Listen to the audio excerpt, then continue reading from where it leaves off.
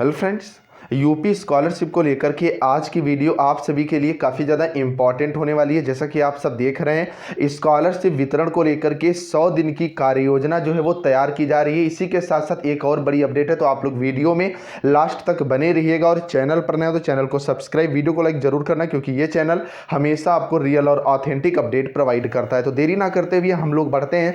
तो यहाँ पर अगर आप देखोगे तो न्यूज़पेपर में स्पष्ट रूप से अपडेट है कि पिछड़ा वर्ग के छात्रों की नहीं रुकेगी छात्रवृत्ति, बनेगी 100 दिन की योजना।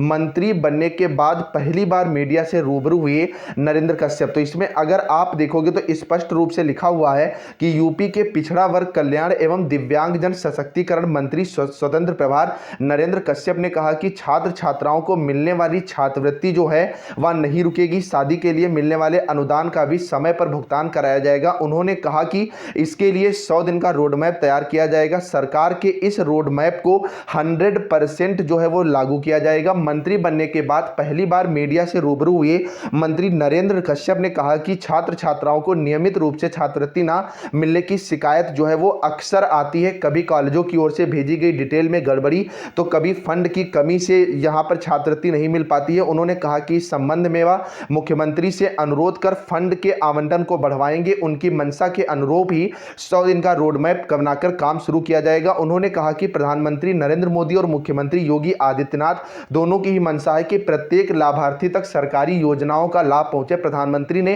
पहली बार नीट केंद्रीय विद्यालयों में पिछड़े वर्ग के विद्यार्थियों के लिए आरक्षण भी यहां पर लागू किया है। तो यहां पर जो आपके मंत्री बने पिछड़ा वर्ग कल्याण के नरेंद्र कश्यप ने छात्रों को बड़ी यहां पर खुशखबरी दी है, लेकिन स्पेशली इन्होंने ओबीसी छात्रों के बारे में बात कही है कि इनके लिए बजट जो है वो बढ़ाया जाएगा। तो अगर बजट बढ़ता है, क्योंकि अप्रैल में भी वितरण होना है, जैसा कि नोटिस जारी हुई थी आप सबको पता है, तो ऐसे में क्या होगा कि ओबीसी के और छात्रों को भी इसका लाभ मिल सकता है। लेकिन अगर बजट नहीं बढ़ता है तो वर्तमान अगर सत्र की बात करोगे तो सबसे ज्यादा जो छात्रवृत्ति मिली है, मतलब अकॉर्डिंग टू डाटा, तो वो ओबीसी छात्रों को ही मिली है। सेकंड पर यहां पर एससी और थर्ड पर जो सामान्य वर्ग के छात्र हैं इनको छात्रवृत्ति मिली है। तो कुल मिलाकर के ये संख्या जो है वो 50 लाख के आसपास पहुंच रही है। तो जो भी चीजें होंगी, क्योंकि इन्होंने रोड मैप तैयार करने की बात कही है, तो चीजें कब तक आगे आएंगी ये अभी स्पष्ट रूप से यहां पर इन्होंने नहीं कहा है। लेकिन आने वाले समय में ओबीसी छात्रों के लिए इन्होंने अच्छी अपडेट जो है वो दी है। नेक्स्ट यहां पर बड़ी अपडेट आ रही है छात्रवृत्ति घोटाले की जांच को लेकर के।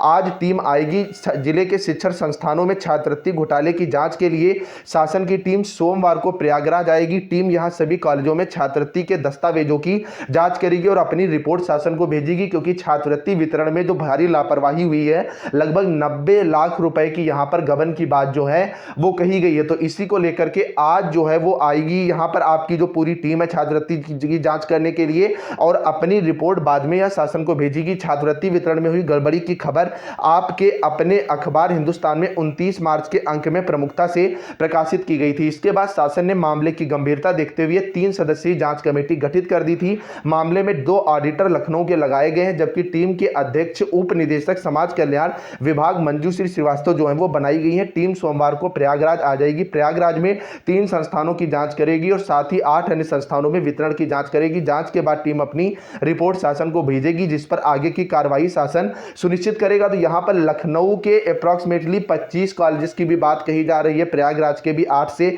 10 कॉलेज जो संलिप्त हैं। तो ऐसे में अगर इन पर जो है आरोप सही पाया जाता है तो संस्थानों पर भी कड़ी कार्रवाई होगी और छात्रों को यहां पर छात्रवृत्ति जो है वो वापस करनी भी पड़ेगी। और ये चीज होनी भी चाहिए, क्योंकि यहां पर जो मतलब जो छात्र अपात्र हैं उनको लाभ मिल जाता है, और पात्र छात्र जिनको मतलब जरूरत है कल्याणकारी योजनाएं जो है आपकी छात्रवृत्ति जैसी, उनको यहां पर छात्रवृत्ति जो है वो नहीं मिलनी चाहिए। तो आप लोग कमेंट करके जरूर बताइएगा कि इनके खिलाफ कैसी कार्रवाई जो है वो होनी चाहिए। अब हम लोग आते हैं छात्रवृत्ति वितरण को लेकर के। तो छात्रवृत्ति वितरण को लेकर के जैसा कि कहा था कि जो भी बजट है वो ना लैप्स किया जाएगा और ना ही उसे वापस किया जाएगा। ऐसे में क्या है कि छात्रवृत्ति जो है वो अप्रैल में भी मिलती रहेगी। फिलहाल अभी तक मिली जानकारी के अनुसार अप्रैल में किसी भी स्टूडेंट की जो छात्रवृत्ति है वो नहीं आई है। तो अप्रैल में छात्रवृत्ति कब आएगी और कितने छात्रों की आएगी, बजट कितना बचा है, इसको लेकर के चीजें अभी स्पष्ट जो है वो नहीं हुई है। और आज अगर आप बात करोगे तो 4 तारीख हो गई है और 2-3 दिन के अंदर ही यहां पर प्रक्रिया जो है वो समाप्त होने की ओर है। तो ऐसे में अगर आपकी छात्रवृत्ति आती है तो आप लोग कमेंट करके जरूर बताइएगा, और ये भी बताइएगा कि आपका अगर फॉर्म वेरीफाइड है